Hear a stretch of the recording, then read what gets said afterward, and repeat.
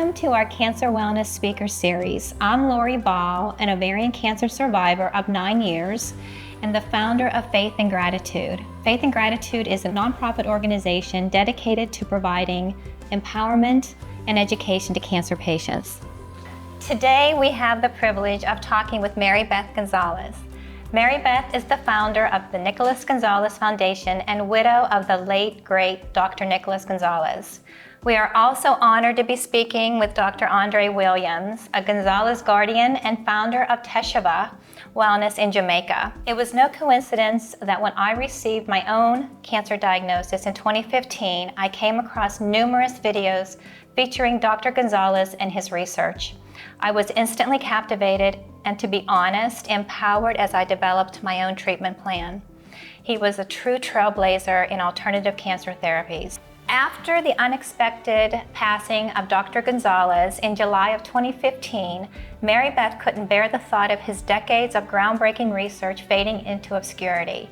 In response, she founded the Nicholas Gonzalez Foundation, rallying a dedicated team to carry on his work and support others. July 21st, 2025 marks the 10th anniversary of his passing. Welcome, Mary Beth and Dr. Andre, and thank you for being with us today. We're so excited to hear your messaging. Thank you so much. We'll start with you, Mary Beth. Tell us about your late husband, his decades-long work in medicine and research, and why it was important for you to establish the foundation. So, Lori, thank you so much for coming here today and allowing Andre and I the opportunity to talk about the work of my late husband and the Gonzalez Protocol and the work of the Nicholas Gonzalez Foundation. So Nick was a very unusual man, and he was not only my husband, he was also my doctor, and he put me on the protocol on our third date, just for preventative reasons. So I've been doing the Gonzalez Protocol now for, about 25 years. Wow. And I'm happy to talk more about that as we progress. What I want people to know is that Nick was more than just a dedicated and compassionate physician. He was also a academic and a scholar and a biblical scholar. He read his Bible for an hour every single morning, no matter what was happening in his day. He was a truth seeker, and one of the reasons why he gravitated towards this work that he learned about from the rather infamous Dr. William Donald Kelly is that he saw that it was true and it worked. And he had been trained conventionally. He had gone to school, Ivy League educated, went to Brown University, went to medical school at Cornell in New York City. He was working at Sloan Kettering, doing bone marrow transplants.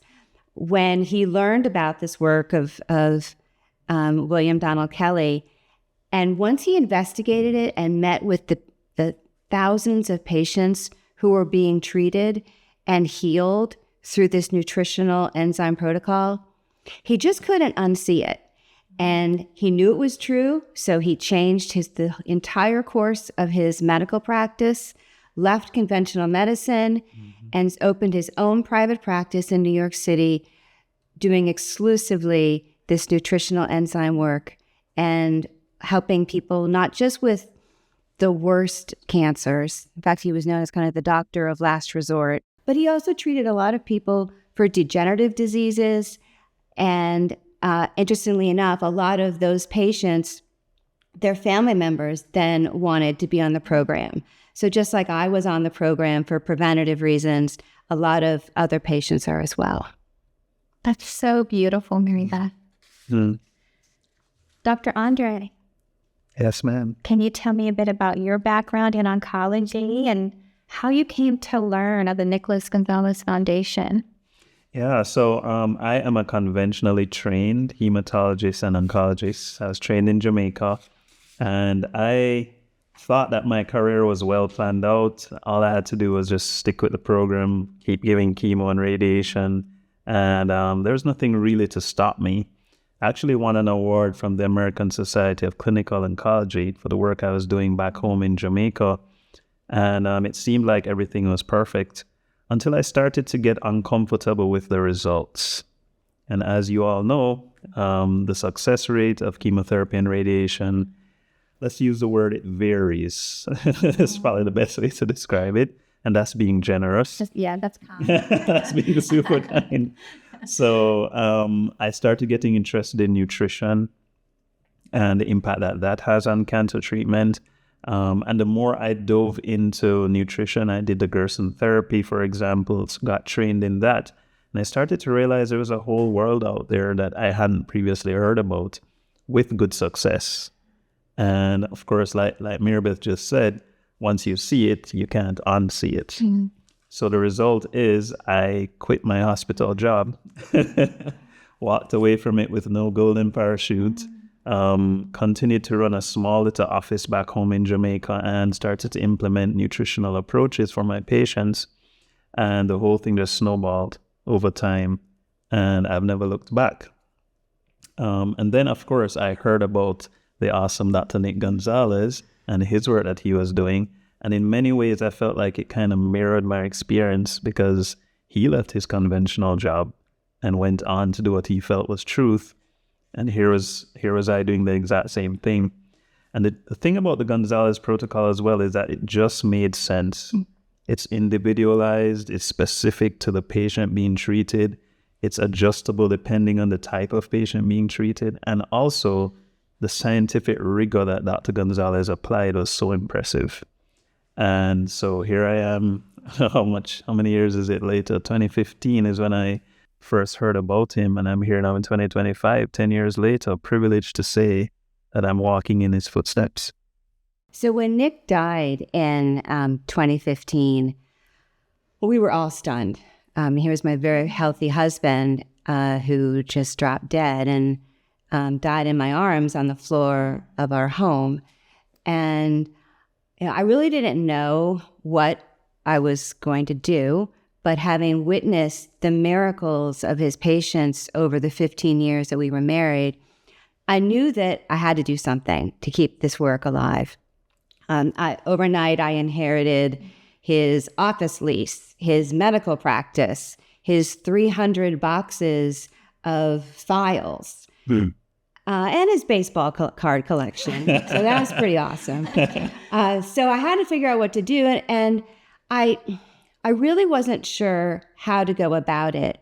But I was so thankful that I allowed certain people who I trusted into my circle, and they were colleagues of Nick's, they were devoted patients, and we said together, we're going to figure this out, we're going to start the Nicholas Gonzalez Foundation, and our goal is to not only carry on his work so that other doctors can learn it, but we're going to publish those unfinished books of Nick's. So as his wife, I can attest that Nick worked 7 days a week. Oh. And when he wasn't seeing patients, he was writing about his patients. And he was in the process of finishing a cancer casebook series when he died. And he had written 120 cases. Now, he wanted to write 125. So that was the goal. And I kept saying, like, isn't 100 enough? Isn't I think 120 is good. Like, let's get this published. But he wasn't finished. So the first thing that my team and I did is edit the 120 cases, and we published them as the Conquering Cancer Casebook series.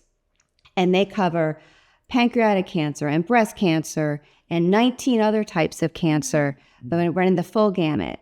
And so that was a big priority because we just didn't want his voice to be silenced. And we wanted these patient stories to be told. You know, they're the true heroes, and they were the ones who had the faith to do this program, which is quite rigorous. And I'll let Andre talk more about that. So the Gonzalez Foundation promoted these books, and then we went on to create a curriculum to teach other doctors how to actually implement the Gonzalez protocol. And I was thrilled that we found Andre.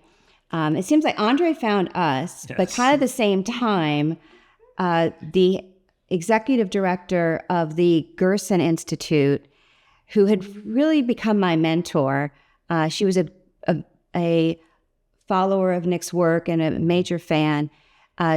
Anita Wilson said to me that she would help me in any way she could, but the most important piece of advice she could give me was to sign up Andre and get Dr. Williams on board as one of our doctors, because he's brilliant and he gets it. And so it was just really more than a coincidence that I was interested in him at the same time he was interested in us. And so he joined our educational seminar, which we did in 2021 during COVID. That was kind of crazy. But that was a really, it was a great time for us to dedicate our study to this work. We wrote a 700-page textbook. We had 10 hours of rigorous in-person learning. And Andre graduated at the top of the class, and that's why he's here. Was he your first Gonzalez guardian?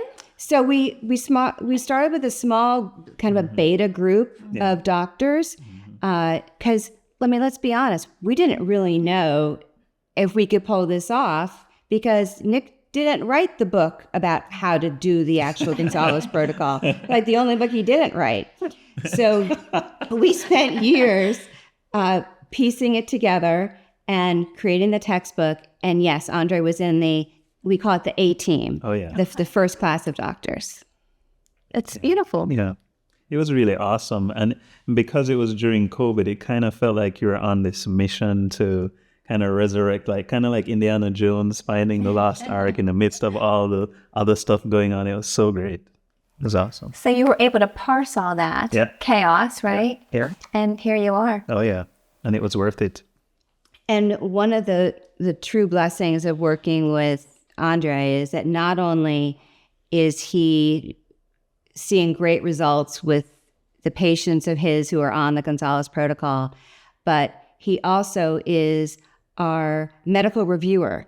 So he acts as that person who oversees every single patient who's currently on the Gonzalez protocol, and he reviews all of their medical files to simply make sure that the patient protocol, because they're all individuals, they're completely customized, that it is in line with Dr. Gonzalez's vision. And I'll let you speak more about that. Oh, yeah. So it's really good to be able to literally walk in Dr. Nick's footsteps. And as you could imagine, there is the need to preserve that legacy. And I feel like because of my extensive cancer treatment background, it's such a privilege to be able to look at these cases with an entirely new lens. So in the past, I'd be looking at, let's see, which chemotherapy would work with this person, or how much radiation should they get? But now I'm kind of looking at two different things. I'm looking at nutrition and all the different things that spin off with the Gonzalez protocol. But I'm also better able to look at this patient as an individual, which was what was severely lacking on the dark side, as I call it. Well, yeah, because conventional sort of Western medication, right? That's there. The option is there isn't an option, right? Because the option is this is what you're going to do. Yep. This is what we have to offer. Yep.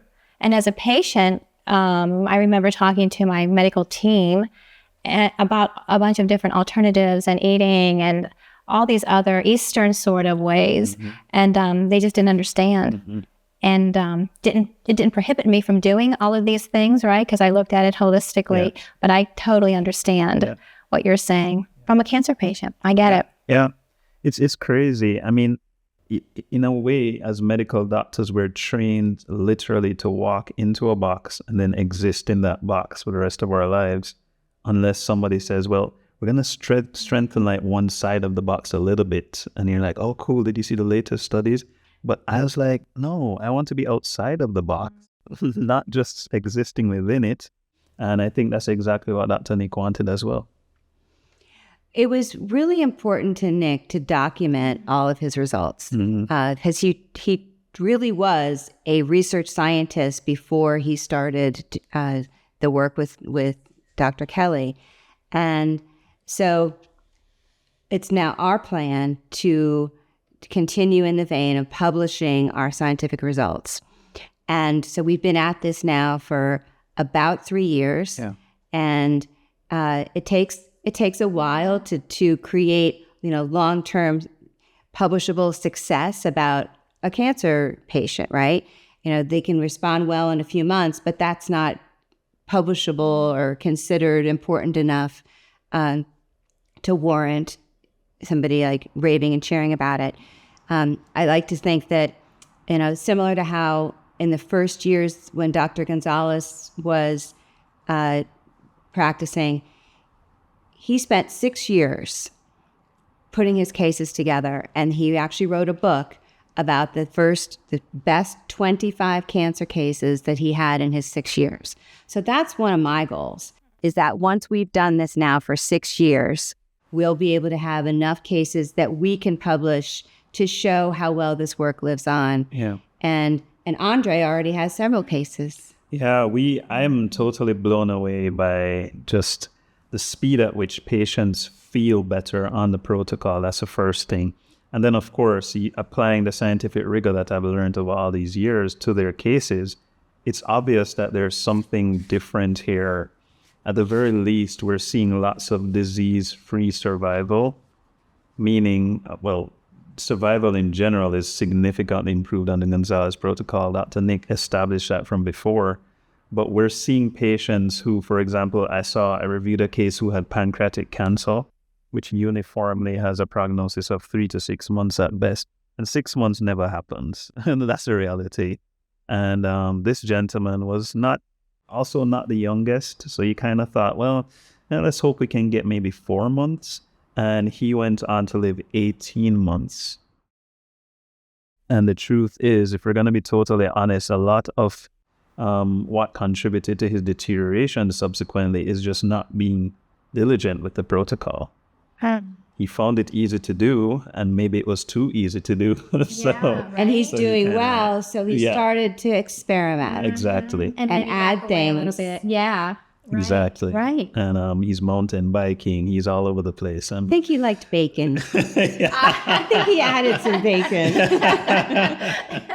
So, and that's just one of many cases I've seen in this short 3-year span that just defy all the odds. And it's one thing to have like a pop-up case that you can hold up and say, this is awesome. I think I found the cure for cancer.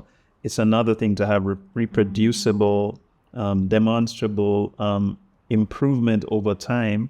And in a way, it's also significant that when the person is no longer diligent, that there's also deterioration. So it was because of the protocol that they were doing so well. Yeah. So when a person becomes, when they come into the program, you're following them from the time they start throughout, right? Until they're considered NED or no evidence of disease? Or? So, I remember those terms. Because it's totally it's conventional. So, I totally get what you're saying. I think my whole paradigm now is that I expect patients to do well, certainly on the protocol. And so it's kind of more troubleshooting for me now. Like I'm already anticipating they're going to do well. So I'm trying to anticipate where they may have an obstacle, because as the body heals, sometimes the improvement feels like something is going wrong. So they may feel, for example, headaches, or maybe they have a few joint pains. So I'm getting ready to be able to walk them through that, rather than when I was on the dark side, when it was, I kind of knew this was going to happen anyway. I mean, it's a side effect of the drug. And so it's a lot more of an optimistic feeling working with patients on the protocol. And the protocol really is a lifestyle. Yeah. So it's not something you do for a 3-month period to get into remission. Yeah. And what we're doing is training people on how to completely change their diet, their detoxification, their environment. We're educating them about all the toxicity in their life is not necessarily their food or their environment. It could also be the people in their life. So there's a spiritual element to this, a physical element to this, and an emotional element. I'd love, Andre, for you to talk a little bit about what makes the protocol unique, the trophoblast model of cancer, our metabolic typing. Yeah, absolutely. So we've been kind of told for years that to beat cancer, you need to be on a plant-based diet. And everybody's kind of just embraced that. But the truth is, as Dr. Nick discovered, and building on the work of pioneers before him, Dr. Weston Price, Dr. William Donald Kelly, Dr. John Beard, there's a whole lot more to what cancer is and why it manifests in each individual.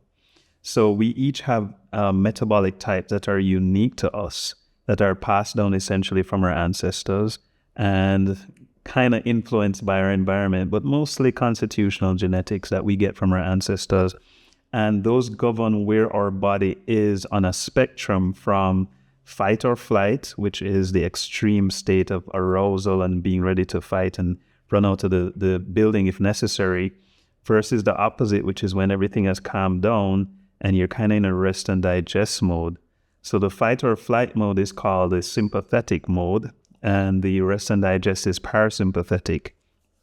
And it's kind of cool to be able to switch from one to the other in like acute situation, short term. But when you find yourself stuck in one or the other mode, then it impairs how your body is able to regulate. And that's what we call dis-ease. So your metabolic type largely spans a spectrum between sympathetic dominant, meaning you're constantly in fight or flight, or parasympathetic dominant, which sounds like it would be good, but it's not really, because it's rest and digest. And then there are a few people who are kind of in the center or on either side of center.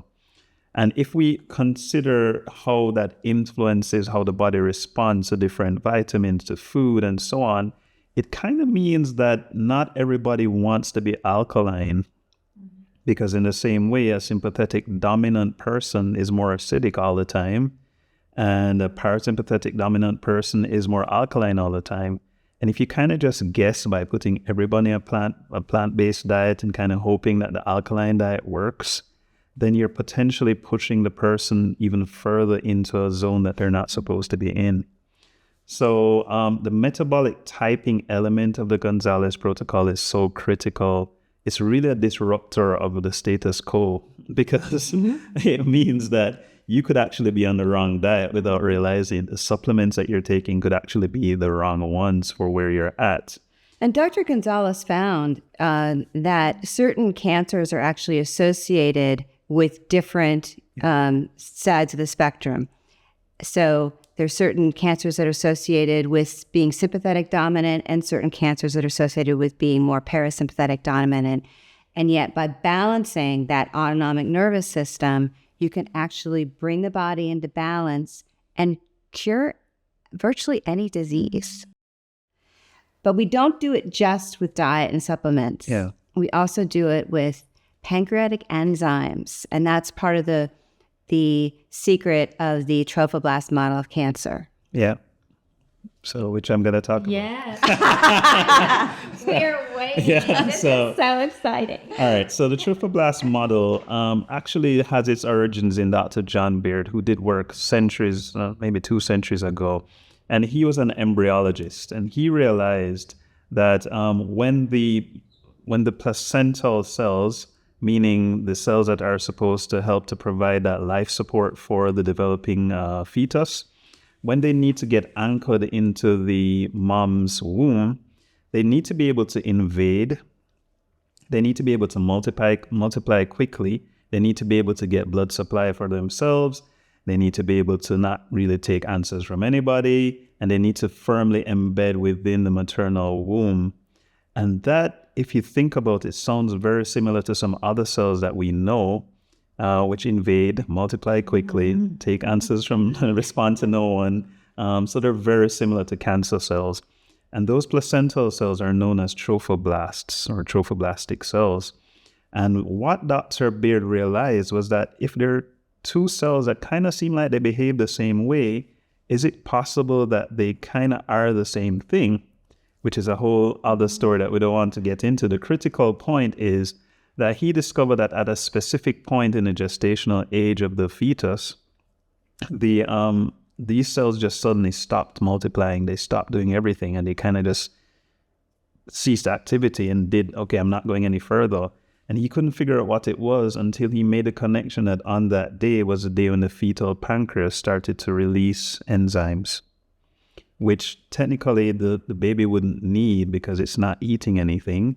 So why did it release the enzymes, and why did that cause the placental cells to stop?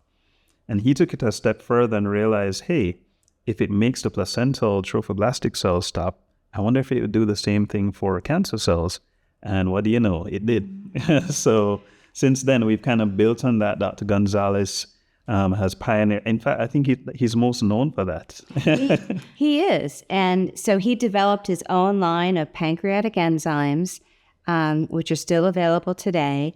And we essentially have every patient, not just our cancer patients, take a high dose of daily pancreatic enzymes for both prevention and also to fight these cancer cells. Yeah. So it's kind of like an off switch or off signal. We're in a digital age where you can send a Wi-Fi signal to like a lamp or something to turn it off. And it seems as if pancreatic enzymes are that off signal for tumor cells. And we've seen that for 40 years, now almost more than 40 years, it's been working across all different types of patients, all different types of cancers. And so while Nick always dreamed of having this fabulous scientific research study that would prove the effectiveness of the pancreatic enzymes, we know from empirical evidence and all these people who are still alive today how well it works. Yeah. Now, do you find a lot of the patients coming to you are more of a late stage, or are there a lot of people coming to you after having learned about the Gonzalez protocol, just to sort of be more of a preventative patient coming in, thinking, wow, I have a little bit of history. Maybe this is something I should consider embracing. You want to take that one? Sure. So I run a team who actually works with any prospective patient. And so we see a broad spectrum of people who either are really looking for their last alternative, and that conventional medicine has already told them that there's nothing more that can be done. So we do see a group of those people. We also see a lot of people who have been recently diagnosed and they don't know what to do. And they feel rushed into a conventional medical process and treatment program. And so they kind of come to us to try to learn more. But it's really a challenge because the whole system is already pushing them through. And Andre, I'd like you to speak more about that in a minute. And then we have a group of people who always have known that if they were ever to get sick, conventional medicine didn't heal their friend died of chemo, radiation, they've seen their family members pass away. And when they learn about the Gonzalez protocol and this nutritional enzyme approach, it just makes so much sense to them. So they come to us with confidence and say, this is the only thing I want to do. And we try to provide information to all three groups of those types of people through our website so that whatever state they're at in their decision-making process, we can arm them with information and education. So I feel a sad thing, again, from a patient standpoint, right? When you start looking into more of a holistic approach, trying to figure out, and that's when I stumbled upon Nick's work. I told you, I made comment to that, is because it didn't make sense to me to poison my way back to health. Because I knew that, so obviously cancer was able to take hold and grow because my immune system wasn't working. Yeah. So it was it was sort of a diabolical sort of a thing when my husband and I are sitting in the oncologist's office, and the only thing they have to offer is 18 consecutive weeks of chemotherapy, it didn't resonate with me. But at that time, even though I've stumbled upon all these other things, you're afraid, right, as a patient, to step outside the box. And you feel like you don't have time to explore other options. Right. Well, so fortunately, Andre's writing a book about this topic. Tell us a little bit about the book. Yeah, so I'm writing a book that's actually meant to address this very scenario, because so many of my patients come to see me in whatever capacity, either as a first point of contact or through the Gonzalez protocol and foundation, and they're just totally overwhelmed. The other thing you didn't allude to earlier, Lori, is that there's also like so much information coming at you at the same time.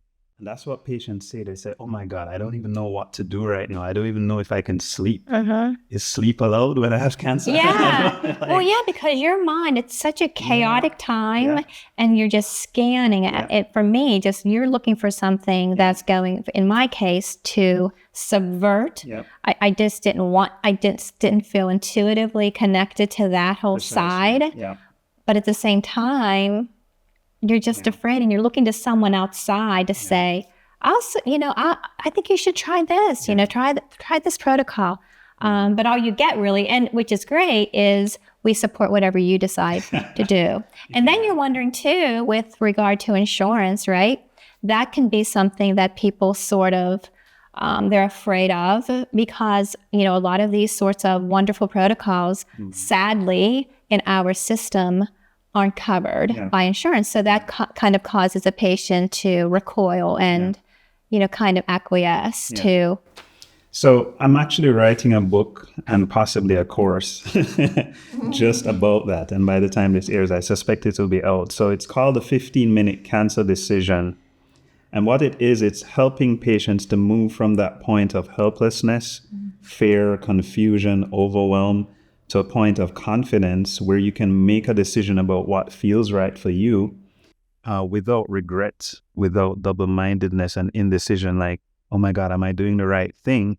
And it also helps to cut through the noise with all of the information that you're getting at the same time, most of which is medical terms that you've never heard before, and kind of gets to the nitty-gritty of what do I really need to know to make a decision here. And the whole aim is to empower the patient who has just been given this news to realize that, first of all, you can heal. And once you can get out of your head, you'll be able to see a little bit more clearly what the path to healing should be. And I get emotional sometimes when I talk about it, because patients come to see me crying. And I spend the first 15 or 20 minutes just trying to get them to take a deep breath, and then there's another 40 minutes after.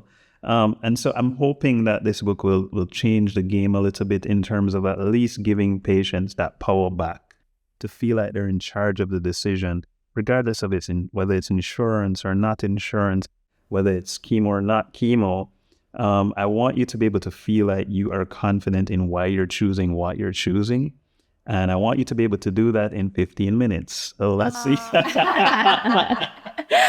I think it's wonderful. I think it's exciting because our bodies are miraculously made. We know they want to heal if given the right internal environment. And I think sometimes when, you're sitting in, an office, you feel powerless. And so that's great. I'm excited for the book. You made a great point, Lori, which is I don't think we're, as a globe, as a society, I think we're putting too much emphasis on killing cancer cells. And regardless of what the tool looks like, it could be chemo, radiation, surgery, immunotherapy. There's this great breakthrough that has 100% efficacy in killing cancer cells. But I think that killing cancer cells are just part of the picture. And that's why I love the Gonzalez protocol so much, because it's a comprehensive approach to not just killing cancer cells, but also helping the body to rebuild and to detoxify. And I don't think that we're going to get much improvement in our cancer outcomes until we start looking outside this narrow-minded focus of, oh my God, I'm killing so many cancer cells right now. Yeah, but what about the patient? What's happening to the patient? Are they getting better while you're doing this? So it's a pet peeve of mine. not only do patients tend to get better when they do the Gonzalez protocol, but they also have a better and higher quality of life. Nick would explain to them that they can live with cancer like one lives with diabetes. And he also was, he would encourage them by explaining that God really designed us to be well. Yep. And it's part of our job to take that responsibility to figure out what we need to do to get well. Yes. You know, it's not your mom's job. It's not your doctor's job. It's not your spouse's job. You know, you need to actually take some responsibility, and we are here to guide you. We have all the different tools. Hopefully you choose to work with one of our doctors and they can walk you through and design a perfect path for you. But we have other tools on our website for those who aren't quite ready to make that larger leap to meeting with a doctor. And we kind of call it like hitting your body's reset button and get you back to your factory setting, get you back to the right metabolic state where you can heal.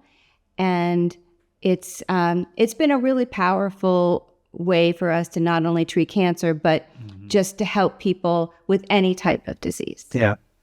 I think it's so powerful, and it's very encouraging, right, for all of our viewers to hear that there are definitely things that you can do for you to help, better your body, just to help your immune system to fight whatever comes our way. How would somebody become part of your program? Well, we have a lot of information on our website. It's called thegonzalezprotocol.com, and specifically a section on how to apply.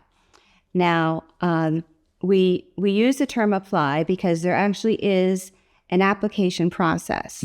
And the intent of the process is twofold. It's really to make sure that the patient understands what they're going to be responsible for doing, because this is not the kind of treatment where you're kicking back and getting chemo and eating ice cream, right? You are actively involved. You have to follow your specially designed diet, which means making, in some cases, fresh juices several times a day, shopping and cooking foods that are pure and organic. You need to take a large amount of supplements every day, not just those pancreatic enzymes, but the supplements that are going to help balance your autonomic nervous system. And then you have detox routines that we recommend, and they're going to be different for different types of people. In fact, not even 2 breast cancer patients will have a different program. Yes.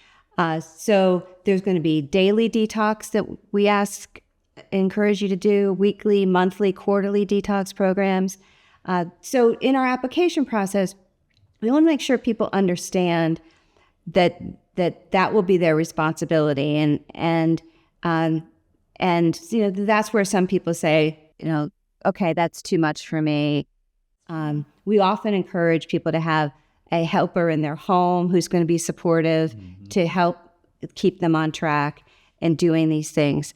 And then we also look at medical records in this application process, and we try to assess whether we, from our history of treating so many different diseases for so many years, think that we can realistically help this patient. Because we don't want to give hope to somebody if we don't actually think this is the best program for them. In fact, sometimes when we refer patients to Andre, he's with his great medical background, he's able to say, actually, I think you are a better surgical candidate before you do the Gonzalez protocol, and then come back to me. Yeah, exactly. So we try to give the patient advice because, our goal here is not to just create an army of patients. Our goal is to heal people, and we want to do what's best for them, and we don't want to create false hope. So in this process, you'll meet with one of the people on our application team. They actually worked in Dr. Gonzalez's office for many years, so they really know the protocol and and the questions and the kinds of things that the prospective patient needs to hear.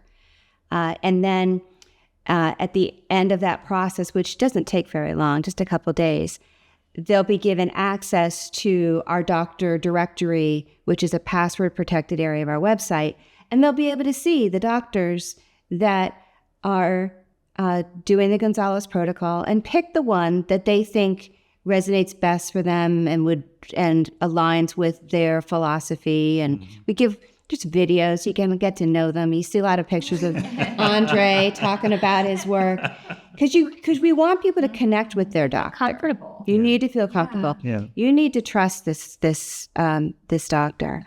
So that's the process.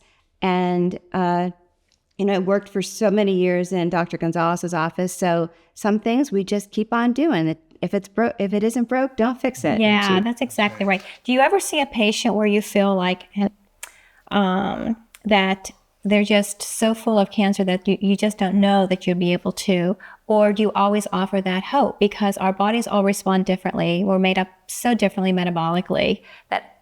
What is your thought about that? Yeah. So for me, I've always felt that individualized medicine was better.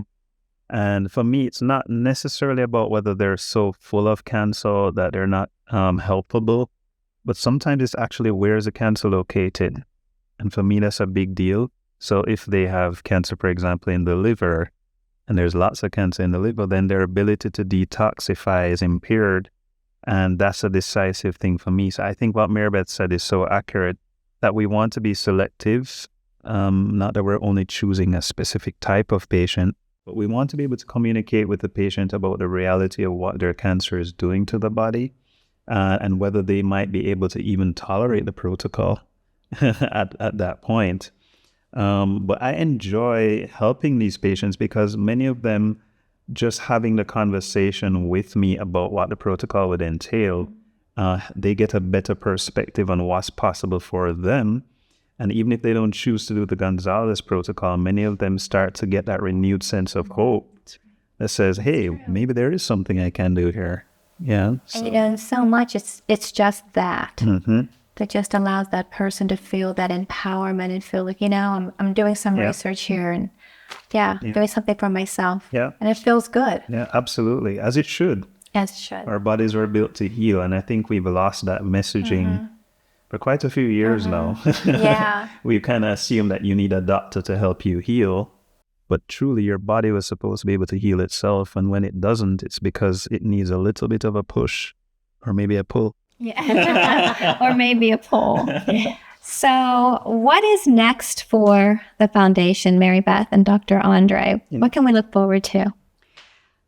Well, we've come so far in the 10 years since we launched the Nicholas Gonzalez Foundation. At this point now, we've got 9 published books. I wrote a cookbook during COVID, so that's organized by metabolic types. We have now trained and educated some of these doctors. So for quite some time, I thought, okay, the focus of the foundation needs to be on supporting all of these doctors and making sure that the patients and the doctors are feeling comfortable with what they're doing. But then I received this star word from my church, and so the star word is something that is given to you during Epiphany, and it's supposed to represent a way that God moves in our lives. And you don't get to pick your star word. The star word picks you. And my star word that I just received during Epiphany is the word expand. Now, I got to tell you, when I got this word, I thought, oh my goodness, how could I do anything more? I'm already doing so much. I already am wearing so many hats. How can I possibly expand? But just how God has shown me the way and so many other times in my life, I just had to trust. And sure enough, doors opened, people came into my life, new ideas came to the surface. And so now I can say that what you can look forward to from the Nicholas Gonzalez Foundation is expansion. So we are doing that in the form of educating more doctors in how to do the protocol, specifically doctors in markets with high demand. Because during COVID, a lot of people were comfortable doing remote work with their doctors. And now we want to focus on key markets where people really want to see a doctor in person. Mm-hmm. We also are expanding the supplement line. Dr. Gonzalez designed a long list of supplements for people on the protocol. So we are in the process of expanding that line. We are also expanding to other markets. And what I mean by that is moving beyond the cancer and degenerative disease markets, but focusing also on people who just want to understand how to be well or what type of foods that they should eat, and even a little bit of cancer prevention. So we're moving into that space as well. And I'm so thrilled that the doctors that are working with us now, these Gonzalez Guardians, are around the world. Most of them are all writing books this year. So we're going to be expanding their message. Not only is Andre writing books, but actually all the other doctors are writing books. So we'll be able to share their message as broadly as possible. So exciting. We can't wait. So what about a key takeaway that we could sort of leave with our viewers today from each of you? Yeah, well, for me, I think it's very important for the person watching this interview to know that you can heal. I don't think people are saying that enough. I think we're kind of sitting and waiting to hold up a few success stories and say, well, maybe remotely this could be you. But the truth is your body was built to heal. And the moment you start to believe that is the moment things kind of shift on your behalf. I actually don't want to say anything more than that because I think that's a mouthful already. That's a lot. That's a lot. But it's so positive. Yeah, absolutely. I'd like to leave people with the message that it's okay to make mistakes. And it was a mantra of Nick's that if God wants this work to succeed, it will. And that gave him the freedom to take some risks in his career. It was something that I kept hearing in my head after he passed, because as I was mentioning earlier, I didn't know how I was going to carry on his work. But knowing that God had my back and that it was all going to be okay really helped me take chances. Take chances with the doctors that we educated, take chances with the books that we published. And so I want people to know that they shouldn't be afraid, and you can take the leap. And if they can just trust the fact that God is going to take care of them, that it will all be okay. It's beautiful, Mary Beth. So with that, thank you both again. Of course. For having us in your home today and for sharing time with us and your insights. Before we go, I want to read a very important quote by Dr. Nicholas Gonzalez. It's actually sitting on my computer. And it reads, "I have done what I have done because of the truth of it. And the truth has proven to be only truer as I've gotten further into this quest. And the results have been my greatest joy. We have found the fundamental way in which nature works with cancer, and it's extraordinary. It's the greatest reward I could ever ask for." And in conclusion, I want to let people know that Faith and Gratitude has a free resource guide that we provide to anyone newly diagnosed with any type of cancer. Just merely reach out to faithandgratitude.org to request yours, and also the many other resources we have available. And to learn more, we'll reiterate the Gonzalez Foundation website, and to support their cause, go to thegonzalezprotocol.com. And then to learn more about Dr. Andre and his work, visit Teshuvah Wellness, JA for Jamaica.com. At this time, we would especially like to thank our sponsors for making this speaker series possible.